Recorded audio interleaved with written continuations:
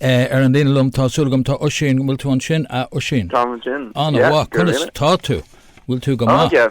Bhí tú an old school dúir tú lum níos luatha sa tróna bhí tú léacht. Bhfuil si bhráis léacht an mar a bhí le beo? Tá bhar a ráis ó mis a ráis ó manfóver inis. An bhfuil? So ní go bra ní lá agus lá le scáil an Zoom nó rud nó tá siú anna bhá. Dún féin ar aonos bí mi go bra cúpla bodú eile der an gohfuil siad fós lá agus lá ach lí is dúr.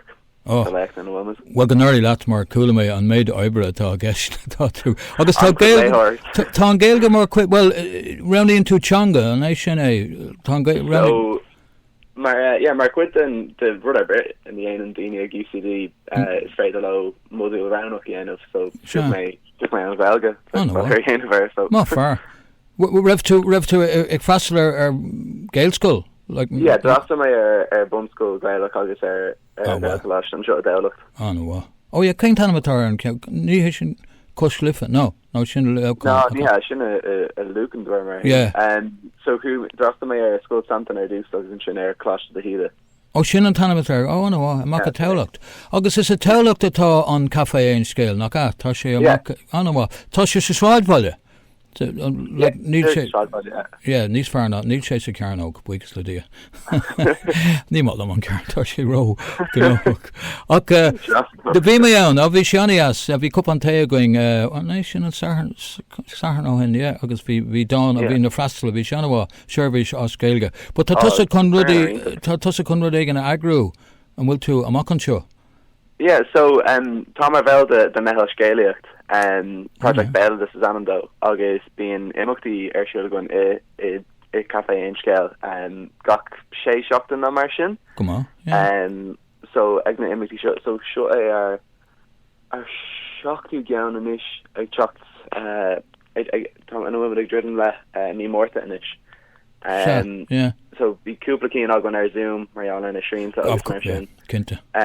Ach cúpla cín eile bhí mar i láthair i gCafé Aon Scéal so bhín siad like I said bhíon ar siúlagan ná bhíon rain scéalathe agan cheart ar seachtar agan ag gach imacht agus ceocha mid téime agus dúach roinnt siad scéal like scéal Parsonton nó it's féidir fin scéal a bheith gus ag an á is fin scéal a bhíon á roinnt agam nó bín cúnta sí star agan cumála sin agus bíon stáis lágus lá idir an chhuiilga agus an béle so stíal macarrónach. Stigam, go bra. So mar nuair a tú roundíonn sib téime mar hepla an ceann darna cén téime a bhí a gcuil. So bhí imimeach agan paicí seo hin inis ceapam le imbok ag túsnú Feabhra agus is anbheith a fiocha mar.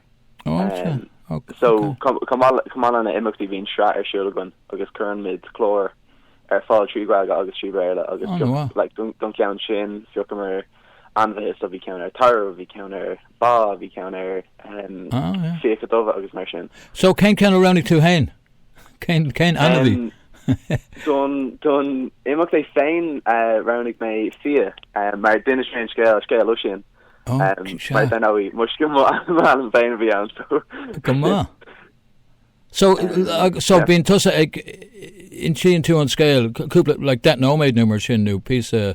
Hartá that nóméid so don ceann a dúach imethe bhí sais like set dúnta agan so dúach na daine a bhí mar bhil den Take den mehel don bell on mar is ar Zoom a bhí sé agus so bhí ar scéalte níos fuide mar nach raibh an méid céine scéile agan ach de an ná is hart ar cúg ná méid ag bíon a gach scéal scéal. So bhfuil sé oscailte an céad ceann eile beag sé oscailte de cách beag sé is féidir de cách goman so by is féidir so tá síhilirlín agan Project Béaloideas.com. Cad é a ríis tá brunam tá mé chun Project Béaloideas. Okay, Béaloideas, .com agus is féidir chlóriún sin an fihilá de Feabhra agus bíon na ticéid go homán sa an eisce díreach is gadún go mecht daoine chlártha an mai gon céibhéid. Well sin é mar is spás das é, but ní spás comór sin san Aon Scéal, but tá go das. Bín sibse bhfuil is nuair siúlann tú isteach tá písa ag an bun tá kinda tein tú síos cúpla céimena tá átas bra compórdaach bhrálam. So I gceann caiiciise dúir tú? No, mí na mórta. Mí na mórta, so an Feabhra Feabhra by na ticéid ar fáil agus an Feabhra mórta by nuair ar féin seo ag 6:00. Sin go bra ní sé chu déananig san íom tá daine ag taiisiil an áit urgulta seo a dúscart na carthach diggin tógan sé. Well, ar ábharí an tail, bhí mis sé teachtasteach just deireach an uachtas chunig mé an bus an fethe seacht, chuir sé aonarm, tain an fethe seacht deireach amach go dtí stoppan sé taobh. Stoppan sé deireach taobh muide. I know, so ní léon leis scéile going.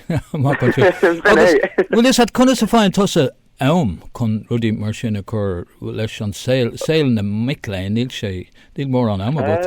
An chuid struggled. Yeah, I'd say.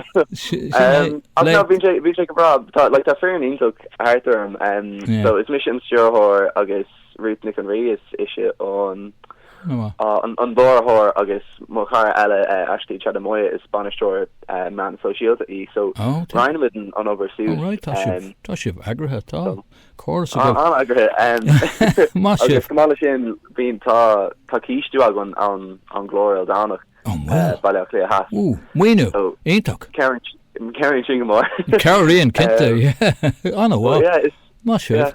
Cad a bhí mé chunála. An ghlachan tú páirte ócáidí Gaelach sa choláiste, bhfuil tú sa cuman Gaelach nó?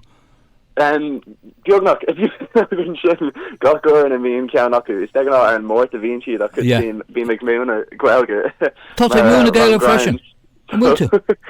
Yeah, like dear like daine déanamh fantastic social agus an áid test mar sin just cúpla grinds. Is cuimlam ihe mórt club Conra bhíoch ihe ceol ní lis go bhfuil sé ras, de bhíoch siad bhí sé plód a ribh. Dre mar hiigem tá siad special teachta ras. Anna bhá.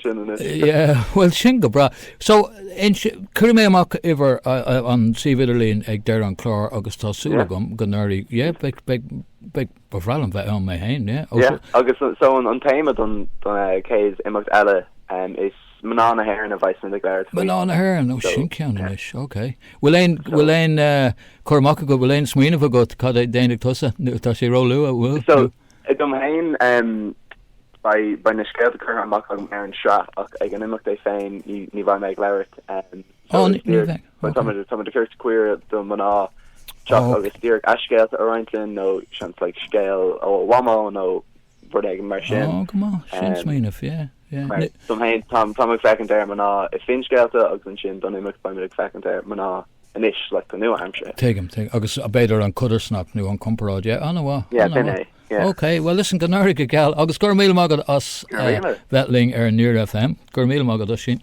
Right, slagofá ganari lat. Now, sin bukel dit atá có gníomhach sunna teanga san old school agus amach a café Aon Scéal agus an grúpa sin agus an fuisiad muoinú tucreta so be mé a kaint cur mé amach mar dúirt mé anam an grúpa sin cad a dúirt sé rís tá sé gomt scríbte síos agus beg ihe ionach scéalaíochta amach a café Aon Scéal go lua.